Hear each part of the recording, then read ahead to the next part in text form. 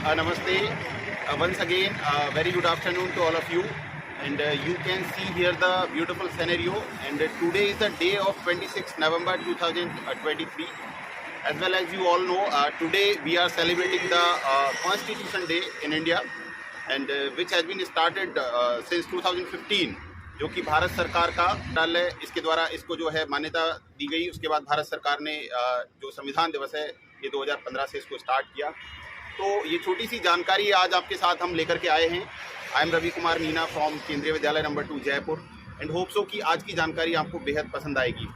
तो as well as you know कि भारत को स्वतंत्रता मिली 15 अगस्त 1947 को लेकर के, लेकिन ये जो कहानी है, ये जो कॉन्स्टिट्यूशन डे की जो कहानी है, ये कॉन्स्टिट्यूशन फ्रेमवर्क की जो कहानी है, ये दो पार्ट में चलती है, एक स्वतंत्रता के बाद में और एक फ्रीडम से पहले। तो सबसे पहले हम आपको फर्स्ट वाले पार्ट में लेकर के चलेंगे, जहां पर आप जानेंगे कि आखिरकार इसका इतिहास क्या रहा है, ये भारतीय जो संविधान दिवस जो हम आज बना रहे हैं, इसके पहले की कहानी क्या रही है। तो सबसे पहले स्वतंत्रता संग्राम में आपने बहुत सारी ऐसी घटनाएं इतिहास के विषय में देखी होंगी। उन्हीं में से एक टाइम पीरियड होता है 1934, जब पहली बार एम.एन. रॉय जो है ये इस तरीके की बात करते हैं कि संविधान जो है ये होना चाहिए, संविधान दिवस मनाया जाना चाहिए, या कॉन्स्टिट्यूशन के बारे में कोई अगर पहली बार आधिकारिक तौर पे बात करता है तो एम.एन. रॉय साहब करते हैं। और इसके बाद सेम 1935 में जो भारतीय राष्ट्रीय कांग्रेस है वो इस बात को एक्सेप्ट कर लेती है और औपचारिक तौर पर और आधिकारिक तौर पर इस बात को लेकर के आते हैं प्लेटफॉर्म पे कि नहीं, संविधान जो है ये बनाया जाना चाहिए और संविधान को भारत की जो संविधान सभा है वो बनाए, ऐसा उनका विचार था। और 1938 में पंडित जवाहरलाल नेहरू का स्टेटमेंट आपने इससे रिलेटेड सुना होगा। 1940 का अगस्त प्रस्ताव आया, उसके बाद क्रिप्स मिशन आया, कैबिनेट मिशन आया, बहुत सारी ऐसी बातें चली। लेकिन मेन कहानी क्या रही कॉन्स्टिट्यूशन फ्रेमिंग के पीछे, ये 1935 के जब एक्ट को आप पढ़ोगे तो उसमें बहुत सारी बातें आएंगी। लेकिन हम आपको सीधे लेकर के चलेंगे भारत की संविधान सभा, जो कि वयस्क मताधिकार के द्वारा चुनी नहीं गई थी। ये आलोचनात्मक पहलू भी आता है इसका।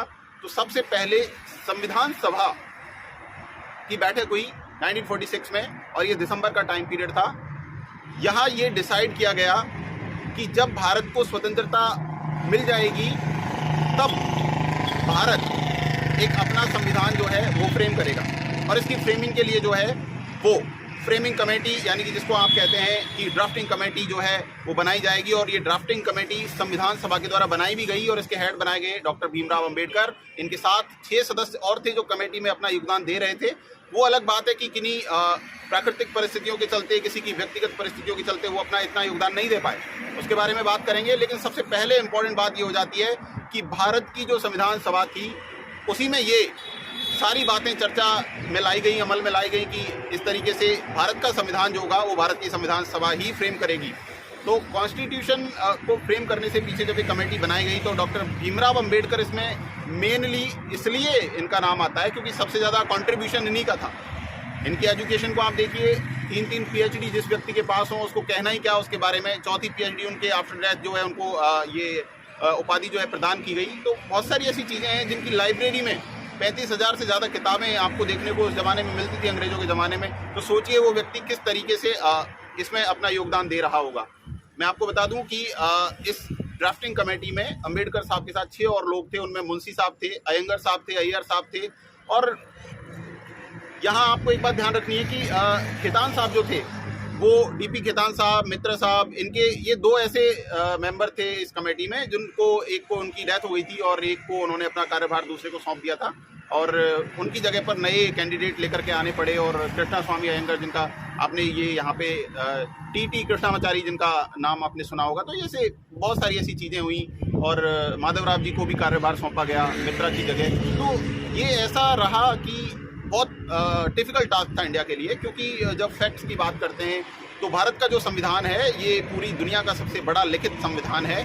लिखित की बात आते ही मैं आपको एक बात बता दूं, आपको एक नाम याद आना चाहिए कि प्रेम बिहारी नारायण राय जदा साहब जो हैं वो लिखते हैं भारत के संविधान को, और बहुत अच्छा उनका हैंड राइटिंग है, पूरा हस्तलिखित संविधान है भारत का।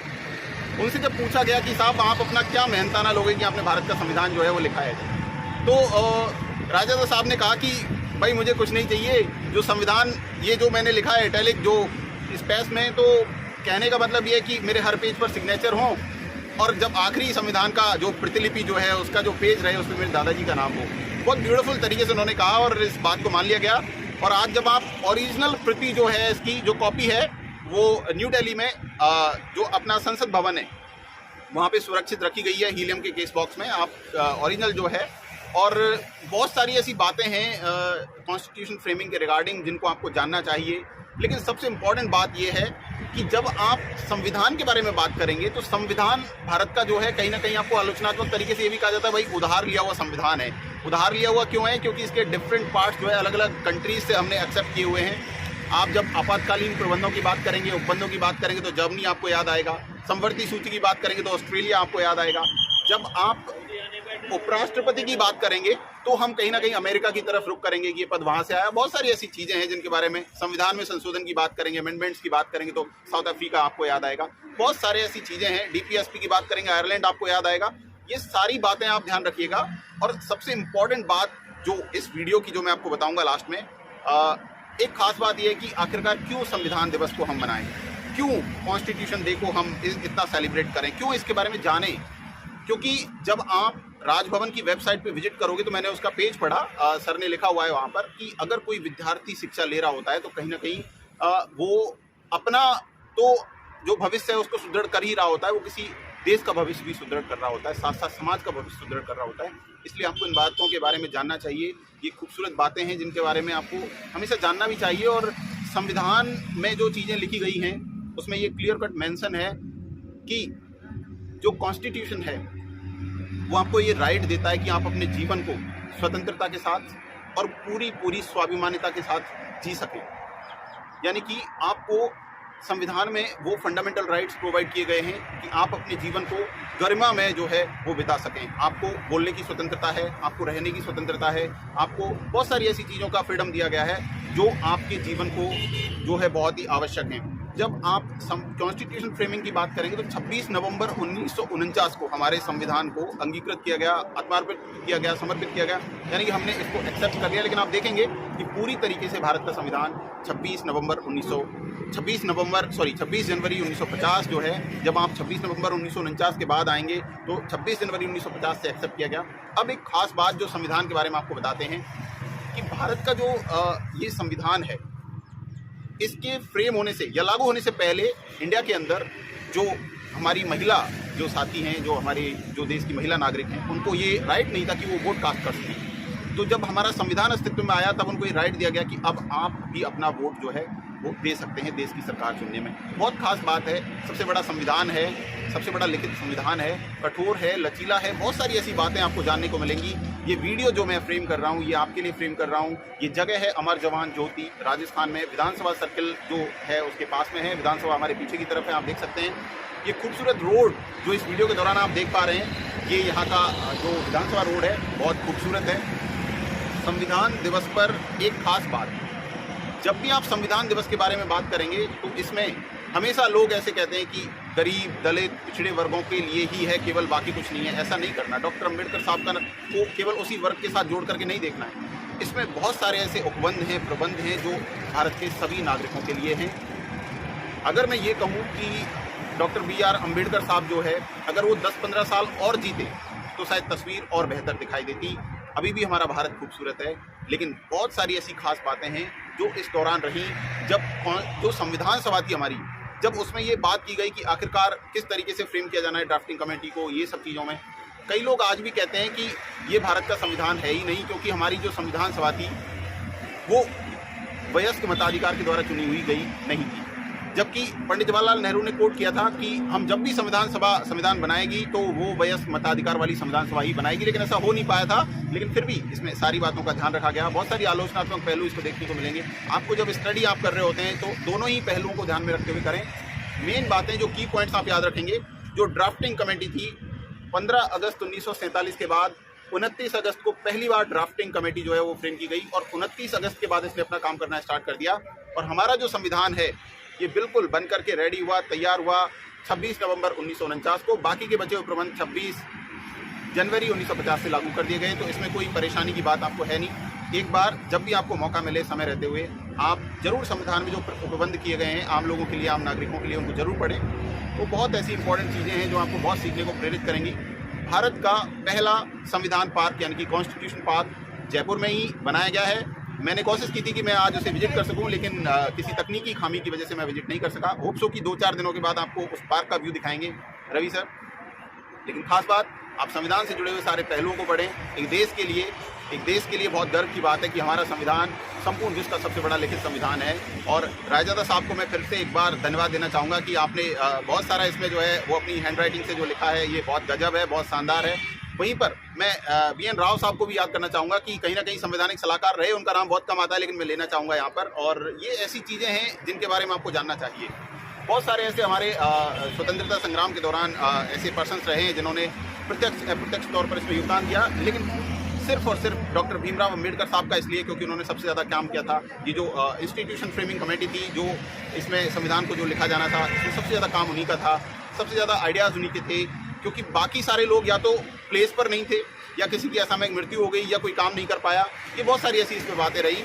और डॉक्टर भीमराव अम्बेडकर साहब के बारे में एक बात बहुत खास है कि जिस व्यक्ति को उस जमाने में ये पता था कि आखिरकार इसमें क्या क्या ऐसे प्रोविजन है जो डाले जाएं वरना आम नागरिकों का जीना दुश्वार हो जाएगा, तो उन्होंने वो काम किया और आज उनकी बदौलत मैं ये वीडियो बना रहा हूँ। वो तो डॉक्टर भीमराव अम्बेडकर साहब के लिए बहुत बहुत धन्यवाद बनता है। एक चीज़ और जो मुझे खास याद आती है जब आप संविधान के बारे में पढ़ेंगे, भारत के संविधान में जो भारत की प्रियम्बल है, प्रस्तावना जिसको कहते हैं, इसको सबसे आखिरी में जोड़ा गया। ये पहले बिल्कुल नहीं था। जब पूरा एक्सेप्ट कर लिया गया, बन गया, रेडी हो गया, उसके बाद इसको जोड़ा गया कि अब ये प्रस्तावना है जिसको आप पढ़िए। और उस प्रस्तावना में भी बहुत बार संशोधन किए गए। उनमें से 42वां अमेंडमेंट था जिसको लघु संविधान भी कहते हैं। उसमें कई सारी ऐसी चीज़ें जोड़ी गई जो कई बार आपको देखने को मिलेंगी प्रायोगिक परीक्षाओं में, जो प्रतियोगी परीक्षाएं होती हैं वहाँ पर आपको देखने को मिलेंगी जब आप राजनीति विज्ञान का अध्ययन कर रहे होते हैं। तो आज का वीडियो जो है ये सभी विद्यार्थियों के लिए है, सभी मेरे देशवासियों के लिए है, सभी मेरे फ्रेंड्स के लिए है, मेरे इंस्टीट्यूशन के लिए है। होप सो की बहुत सारी जानकारियाँ मैंने इस वीडियो में साझा की हैं, आपको ये पसंद आई होंगी। अगर आपको ये वीडियो अच्छा लगा है तो ज़रूर आप मेरा सपोर्ट कीजिएगा। एंड होप सो कि संविधान पार्क हम आपको दिखाने के लिए लेके चलेंगे। ऑनलाइन रजिस्ट्रेशन मैं कर चुका हूँ। होप आज दिखाने का था लेकिन आज किसी कारणवश नहीं दिखा पाए। और CM हाउस में भी बात की गई, लेकिन बहुत सारी बातें जो ऐसी होती हैं कि एक प्रोसीजर होता है, उसको फॉलो करने के बाद ही की जाती हैं। उम्मीद करते हैं आपको जल्द ही जयपुर से गुजरात लेके चलेंगे। वहाँ उन महापुरुषों के बारे में आपको बताएंगे, महात्मा गांधी जी, सरदार वल्लभ भाई पटेल और वर्तमान में हमारे माननीय प्रधानमंत्री नरेंद्र मोदी जी जिस धरती से आते हैं उस धरती पर स्थानांतरण होकर के रवि सर चाह रहे हैं। उम्मीद करते हैं कि आपकी दुआओं में आप मुझे याद रखोगे और मैं आपके लिए वीडियोज़ बनाता रहूँगा। मैं 2 लाइन अर्ज करना चाहता हूँ, 2 लाइन ऐसी अर्ज करना चाहता हूँ जो आप किसी भी ऐसे सुदृढ़ व्यक्ति के लिए रख सकते हैं जो आपकी नज़रों में बहुत सर्वश्रेष्ठ है, जो बहुत हार्डवर्क करता है, बहुत डेडिकेटेड है अपने काम के लिए। कि मैंने उसको जब जब देखा लोहा देखा, कि मैंने उसको जब जब देखा लोहा देखा, लोहे जैसे तपते देखा, गलते देखा, ढलते देखा, और मैंने उसको गोली जैसे चलते देखा। जब ये दौर था, जब हम पराधीनता के बाद स्वाधीनता में आए, स्वतंत्रता मिली, उस दौर में आप सोचिए उस ज़माने में इतना पढ़ा लिखा व्यक्ति जो बहुत दूरगामी सोच के साथ उस संविधान को फ्रेम कर रहा था, कहीं ना कहीं ड्राफ्ट कर रहा था। तो आप सोचिए उस व्यक्ति का मेंटल डोकरम कितना बड़ा होगा, कितनी उच्च सोच रही होगी। और आज हमारा देश जो है वो एकता के सूत्र में बना हुआ है। कहीं ना कहीं उनकी ही देन है कि हम सब आज मिलकर के हमारे राष्ट्र के लिए समर्पित हैं। हम एक हैं और एक ही रहेंगे। सबसे अंत में मैं कहना चाहूँगा कि भारत सर्वश्रेष्ठ देश है, सर्वश्रेष्ठ ही रहेगा। हम इस देश के लिए अपनी जान भी न्यौछावर करेंगे, ऐसा मेरा मानना है। आप सुन रहे थे इस वीडियो में रवि सर को, और ये वीडियो टेलीकास्ट किया मैंने सीधा यहाँ पर अमर जवान ज्योति से। होप सो कि आपको ये बहुत पसंद आएगा। और आज के लिए इतना ही। एक बार फिर से आप सभी को बहुत प्यार भरा नमस्कार, धन्यवाद।